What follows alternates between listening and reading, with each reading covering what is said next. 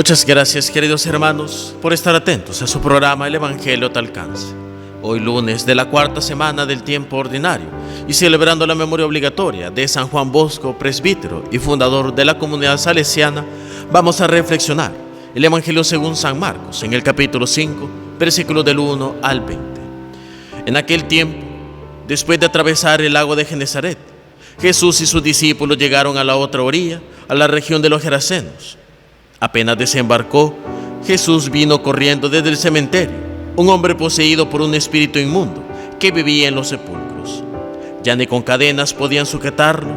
A veces habían intentado sujetarlo con argollas y cadenas, pero él rompía las cadenas y destrozaba las argollas. Nadie tenía fuerzas para dominarlo. Se pasaba días y noches en los sepulcros, en el monte, gritando y golpeándose con piedras. Cuando aquel hombre vio de lejos a Jesús, se echó a correr, vino a postrarse ante él y gritó a voz en cuello: ¿Qué quieres tú conmigo, Jesús, Hijo de Dios Altísimo? Te ruego por Dios que no me atormentes. Dijo esto porque Jesús le había mandado al espíritu inmundo que saliera de aquel hombre. Entonces le preguntó a Jesús: ¿Cómo te llamas? Le respondió: Me llamo Legión, porque somos muchos. Y le rogaba con insistencia que no los expulsara de aquella comarca. Había allí una gran piara de cerdos que andaban comiendo en la falda del monte. Los espíritus le rogaban a Jesús: déjanos salir de aquí para meternos en esos cerdos. Y él se lo permitió. Los espíritus inmundos salieron del hombre y se metieron en los cerdos. Y todos los cerdos, unos 2000, se precipitaron por el acantilado hacia el lago y se ahogaron. Los que cuidaban los cerdos salieron huyendo y contaron lo sucedido en el pueblo y en el campo. La gente fue a ver lo que había pasado. Se acercaron a Jesús y vieron al antes endemoniado, ahora en su sano juicio, sentado y vestido. Entonces tuvieron miedo y los que lo habían visto todo, les contaron lo que había ocurrido al endemoniado y a los cerdos. Ellos comenzaron a rogarle a Jesús que se marchara de su comarca. Mientras se embarcaba, el endemoniado le suplicaba que lo admitiera en su compañía, pero él no se lo permitió y le dijo: vete a tu casa a vivir con tu familia y cuéntales lo misericordioso que ha sido el Señor contigo. Y aquel hombre se alejó de allí y se puso a proclamar por la región de Decápolis lo que Jesús había hecho por él, y todos los que lo oían se admiraban. Palabra del Señor, gloria y honor a ti, Señor Jesús. El evangelio de este día es otro de esos evangelios extensos, pero que es necesario, porque así desarrolla todo el relato para entenderlo de la mejor manera posible.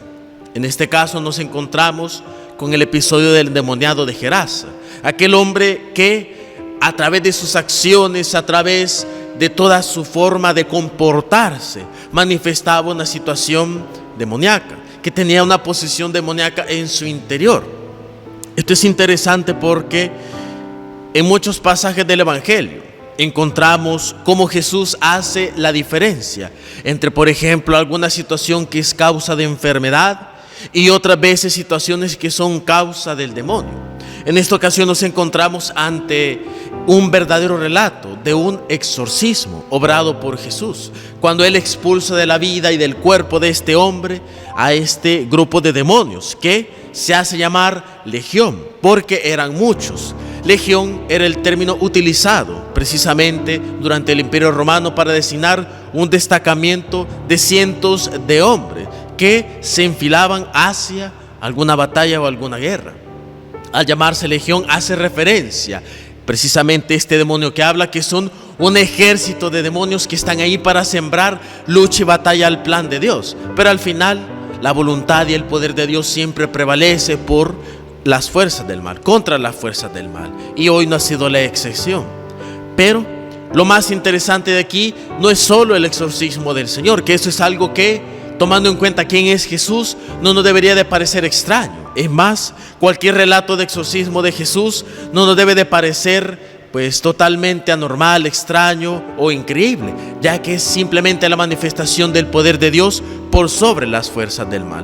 Aquí lo interesante es lo que viene después, es decir, lo que sucedió con el endemoniado y con la gente que estaba y que conocía al endemoniado.